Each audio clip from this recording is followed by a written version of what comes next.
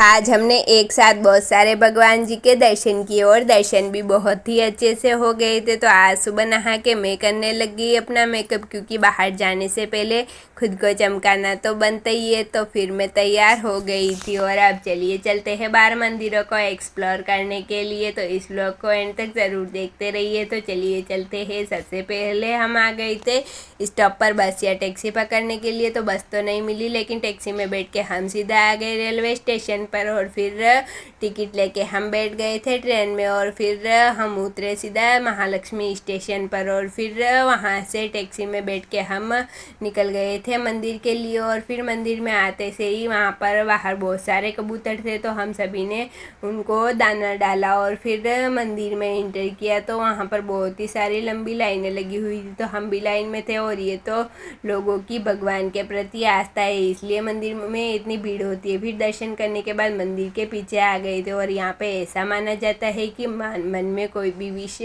मांग के यहाँ पर सिक्का चिपकाओ और सिक्का चिपक जाता है तो विश पूरी होती है। तो मैंने भी अपना यहाँ पर सिक्का चिपकाया और फिर मंदिर के पीछे वाले एरिया में आ गए थे। यहाँ पर सभी लोग फ़ोटोज़ खींच रहे थे, तो हमने भी अपने कुछ फ़ोटोज़ खींचे और फिर वहाँ से हम सीधा निकल गए थे।